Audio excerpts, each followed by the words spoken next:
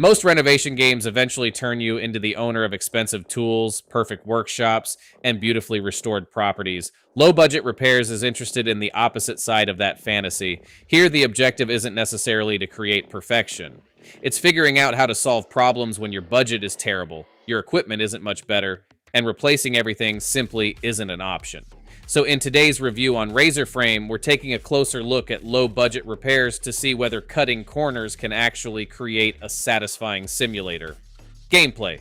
The core gameplay revolves around repairing damaged objects and locations while spending as little money as possible.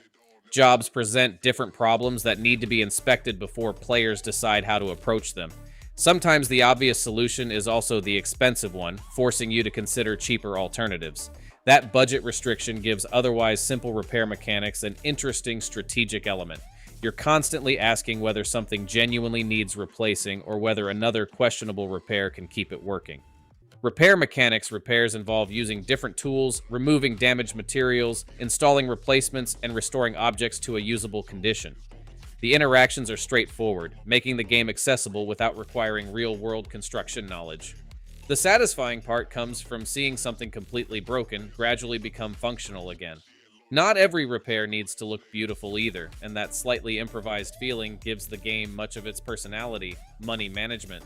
Money is effectively another gameplay mechanic. Every purchase reduces the profit from a job, so simply buying the best solution isn't always smart. Players need to compare costs and determine where saving money is actually possible.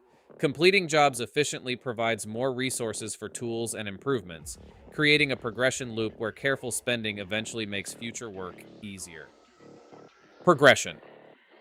Early jobs are relatively simple, allowing players to understand the tools and repair process. Later projects introduce more complicated problems and larger spaces that require better planning. New equipment improves efficiency, while experience helps players recognize problems faster. The progression isn't extremely complicated, but there's a satisfying difference between struggling through early repairs and eventually operating with a much more capable toolkit. Visual style. Visually, low-budget repairs embrace the messy nature of its concept. Damaged surfaces, cheap materials, cluttered environments, and improvised fixes give each project personality. The transformation between the beginning and end of a job provides much of the visual satisfaction. Graphics are functional rather than cutting edge, but everything important remains easy to identify. Sound and atmosphere. Tool noises, construction sounds, and environmental ambience make repairs feel more physical.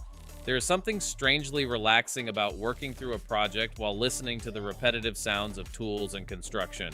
The audio stays understated, fitting the game's casual simulator structure. Pros and cons. Pros: satisfying repair mechanics, budget system adds strategy, good sense of progression, relaxing gameplay, entertaining improvised repairs. Cons: tasks eventually become repetitive, limited mechanical complexity, visuals are fairly basic, slow pacing won't suit everyone. Final verdict: low-budget repairs succeeds by making limitation part of the fun.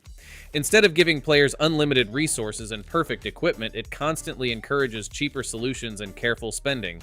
That creates a repair simulator with more personality than its simple premise initially suggests. If you enjoy renovation games, restoration mechanics, and watching terrible spaces slowly become functional again, low-budget repairs is definitely worth checking out.